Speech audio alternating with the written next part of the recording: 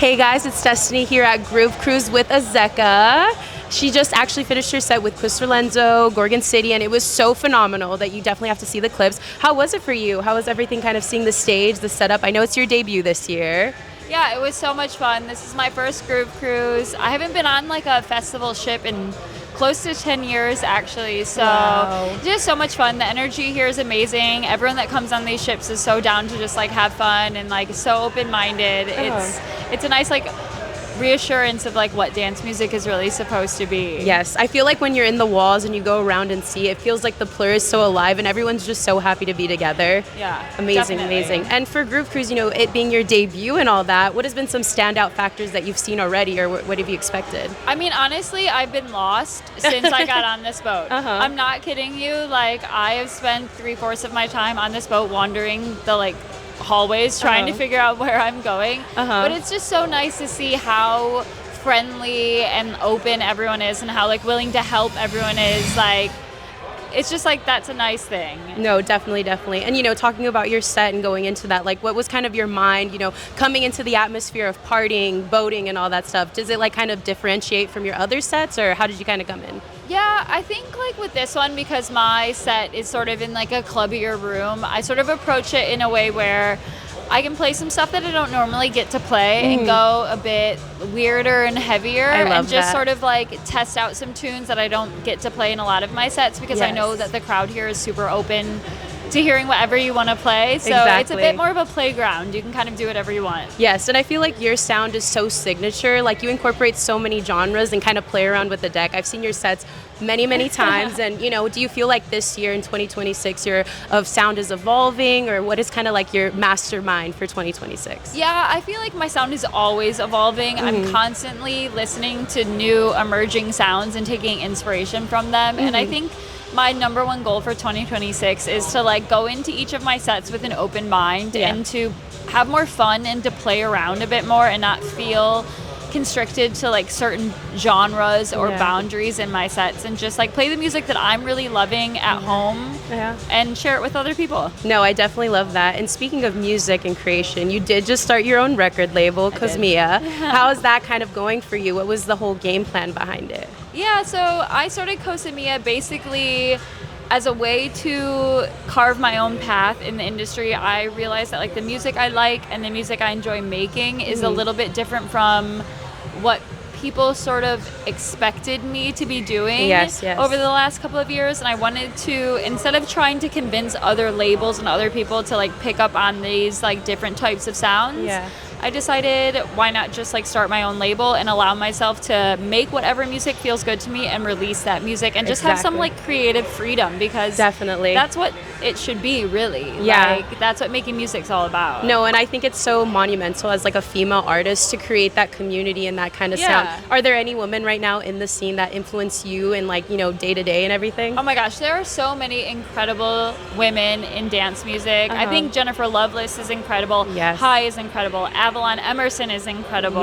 Like, there are so many, like, Swarsha is incredible. There are so many underground female artists that are doing incredible things that deserve such bigger platforms, and those are the women that I get the most inspiration from. No, without a doubt. And with your record label, like, what's kind of that sense of community do you want to create? Like, what's the message for everybody? Yeah, so my label, like, the tagline or ethos of my label is an exploration of otherworldly club music. And I think the music that I draw to most is this music that has this sort of ethereal, otherworldly sound. And I think that captivating fans that like also want to hear music that isn't necessarily like what you hear on the Beatport Top 50s or like this, I hate to use the word formulaic, but sort of like expected sound. There's like really interesting sounds in dance music that I want to explore more with this label, and that's the whole point of it. And I feel like it breaks the chains of like being guarded, and just creative freedom is just always number one. And there's always people that want to hear something different or want to go to a show and sort of just like lose themselves a bit, and like they aren't waiting to hear something they know. Instead they want to just sort of get lost in the sound. And that's what I hope to do with my label. No, absolutely. Is there any projects that you're working right now under that label, or anything that you're doing at the moment? Yeah, so I have my next 2 releases coming out in February, which I'm super excited about. I have a really full release schedule with Cosimea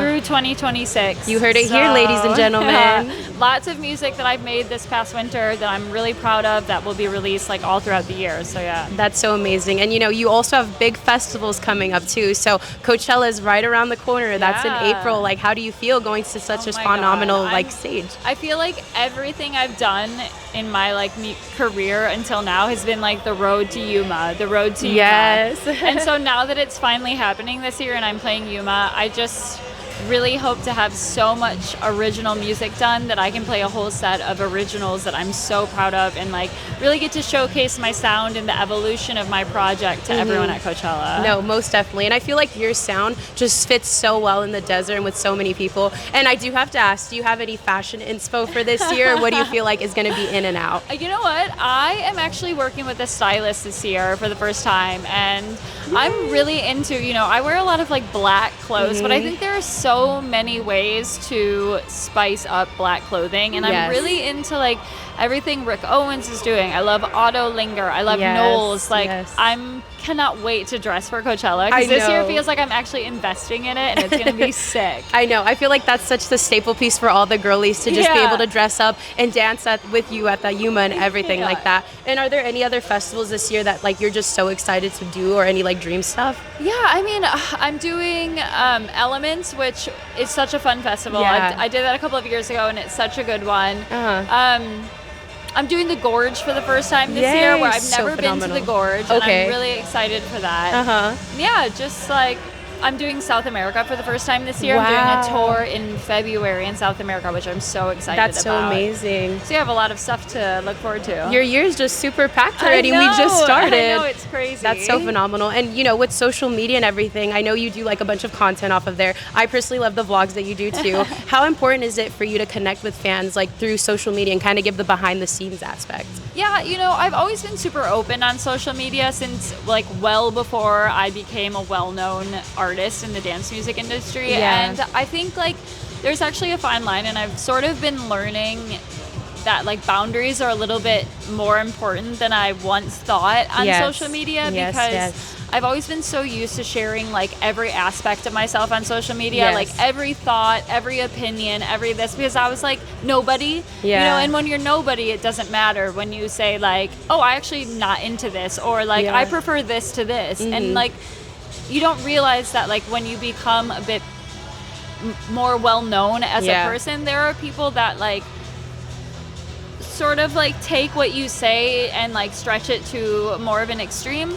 So I've learned over this last year, one, to like protect my peace a little bit more, and also like maybe everyone doesn't need to know like what I think about X, Y, and Z, you know? So social media is an interesting one. I love connecting with fans on social media, and I always will love connecting with fans. But I've also realized that I definitely need to just dial it back a bit and like protect myself, and like, you know, like, because people will see things and they don't see the full you, and maybe they can like make assumptions about who you are as a person based on like one sentence that you post online. And I realized like maybe I should like not do so much of that. I agree. So that's my take on social media. It's our hot take, and trust me, I feel like throughout the whole like years and everything, especially last year, like people around the clock are just saying things and doing things, but I think what matters is like how you represent yourself, and obviously the music that you make at the end of the day, because that's what makes people show up to your sets, and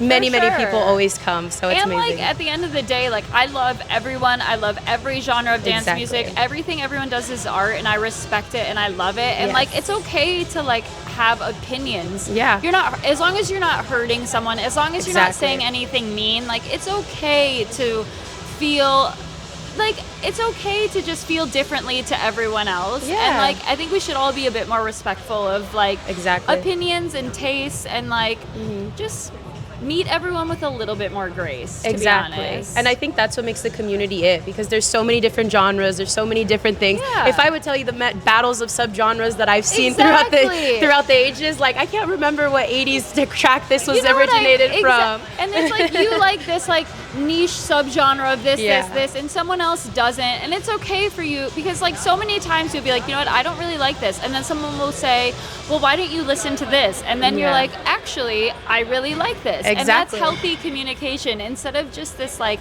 I'm against you and you're against me, and like, Yes. it's just we should all just be a little bit kinder to each other. Just be nicer, be plur. And, you know, Yeah. speaking of the evolution of sounds and everything, for 2026, you know, with your brand, your label, is there a direction you kind of want to go? Because I know you've been from house to techno to a little dubstep as well and Yeah. everything. Like, what in 2026 is going to make you your sound? I think honestly what makes my sound is like the openness to explore all of those things. Yes. I love house, I love techno, I Yes. love like proggy bits, I love breakbeat, I love a Yeah. little bit of old school dubstep. And I think for 2026 I want to just feel free to like dip into all of those things and Yes. not feel like I need to make house or I need to make techno Exactly. or I need to do this. Like, Yes. that's what makes it fun. Yeah, I agree with you completely. And for someone who hasn't seen you at Groove Cruise, you know, and all that, what's going to be laid out on the table for your sets? I mean, I heard a little bit obviously over there in the open deck and it was so phenomenal, but you know, when somebody comes to your set for Groove Cruise, like what do you want them to feel?